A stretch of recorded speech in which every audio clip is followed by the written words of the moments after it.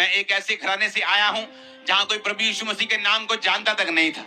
आज से 17 साल पहले मुझे इतना तक नहीं मालूम था कि कलीसिया नाम का भी कोई शब्द दुनिया में होता है।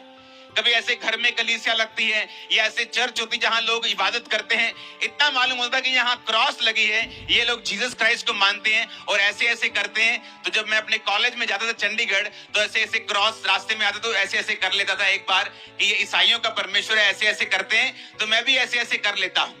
मैं उस घराने से आया हूं जिस घराने को यीशु मसीह के नाम का मतलब तक मालूम नहीं था, यीशु मसीह के नाम को सुना तक नहीं था। लेकिन जब मेरे दादाजी को कैंसर हुआ, इनकम टैक्स के बहुत बड़े ऑफिसर थे, जब लोग उनके पास प्रार्थना करने के लिए क्रिश्चियन लोग आने लगे, तो मैं उनको बोलने लगा कि यहाँ मेरे घर में मत आना, ये हिंदुओं का सिखों का घर है, अगर तुम आओगे तो हमें परिवर्तित करोगे, हमारा धर्म बदलोगे, अंग्रेज छोड़ के गए धर्म अपना, ताकि आप लोग चले गए अपना धर्म छोड़ के कि अब हम धर्म के चक्कर में लड़ते मरते रहे, तो यहाँ मत आइएगा। थोड़े दिन बाद मेंटली अपसेट के दौरे पड़ने लगे।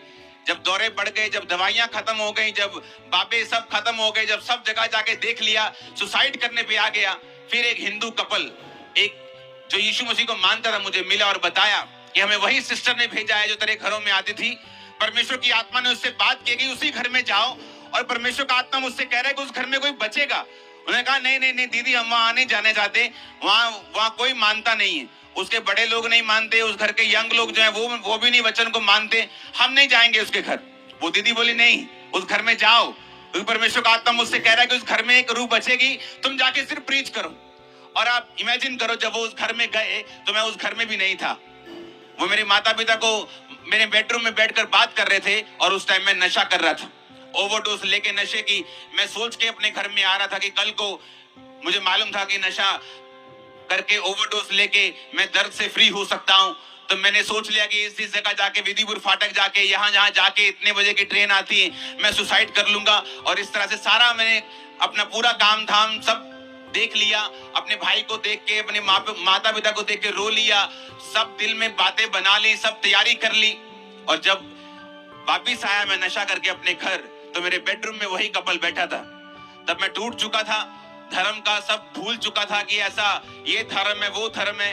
अपनी लाइफ में सेल्फ सेंटर्ड हो चुका था, बीमारियों से फ्री नहीं हो रहा था, अटैक से फ्री नहीं हो रहा था, मेंटली अपसेट के दौरों से फ्री नहीं हो रहा था। तो तब वो व्यक्ति मुझे मिले और बताया कि प्रभु यीशु मसीह धर्म और जात को बदलने के लिए नहीं आए, वो जीवन को बदलने के लिए आए। उसे तेरी धर्म और जात से, तेरे रंग से, रूप से कोई लेने देना नहीं। अगर तू जीसस क्राइस्ट की ओर आएगा तो बाइबल कहती है वो तुझे बचाएगा, बाइबल कहती है वो पापियों के लिए आया। मैंने कहा ठीक है, क्योंकि उस समय ऐसा नहीं था कि मैं प्रभावित हो गया बहुत वचनों से, लेकिन मुझे ऐसा लगता कि मुझे जरूरत है हीलिंग की, चंगाई की, और मुझे कोई नहीं दे पाया। डॉक्टर्स, दवाइयां, सब जगहें नहीं दे पाई, तो क्यों नहीं चलते हैं, कोई बात नहीं, देख लेते हैं। उसी रात नशा करते हुए उस भवन को देखा जहां फिर मैंने जाना था, फिर जाना शुरू किया, और परमेश्वर ने छूना शुरू किया। जिस दिन पहली प्रार्थना मुझ पे हुई, ये मुझे मालूम हो चुका था, चाहे मैं मसीह में नहीं था, ये मुझे मालूम हो चुका था कि अगर कोई मेरा इलाज कर सकता है वो सिर्फ जीवित परमेश्वर है, प्रभु यीशु मसीह है। एक प्रेयर में मुझे समझ आ गया था। हालेलुया। और इसीलिए आज मैं ब्लेस्ड हूं, इसलिए आज मैं आशीषित हूं, क्योंकि मैंने परमेश्वर की सेवकाई को चुना। मैं चर्च से ऑफरिंग नहीं लेता हूं, मेरा एनजीओ मुझे तनख्वाह नहीं देता है, आज की ऑफरिंग मेरे पास नहीं आने वाली, लेकिन मैं अपनी प्रिंटिंग प्रेस से मेरी, जहां से मेरा घर चलता है। लेकिन मैं एक बात आपको बता सकता हूं, परमेश्वर की सेवा करना कभी भी व्यर्थ नहीं है। अगर आप आज क्रिश्चियन लोगों की हालत देखें, वो लोग जो परमेश्वर से दूर है, उनकी भी हालत देखें, तो आपको तरस आता है उनकी हालत देखकर। एक घर में सिर्फ 4 जन हैं, बोलते थे छोटा परिवार सुखी परिवार, लेकिन एक जन में 4 जन होने के बावजूद भी चारों का मुंह जो है वो उत्तर दक्षिण पूर्व पश्चिम की ओर है। बाप की माँ से नहीं बनती, बेटी की बेटे से नहीं बनती, भाई बहन की नहीं बनती, भाई भाई की नहीं बनती। घर में कलेश है, लड़ाइयां है, झगड़े, कर्जे हैं, फाइनेंशियल ट्रबल है। आपको क्या लगता है परमेश्वर ने आपको इसलिए बनाया कि आप बहुत सा संघर्ष करें? लाइफ इज ए स्ट्रगल, इस सदी का सबसे बड़ा झूठ है। क्योंकि जब आपने अपने बच्चों को पैदा किया, आपने ऐसा नहीं कहा अपनी बीवी से चलो 2 बच्चे पैदा करते हैं ताकि जब ये बड़े हों बहुत सा संघर्ष करें, बहुत सी बीमारियों को झेलें, हॉस्पिटल के बाद हॉस्पिटल फिरें,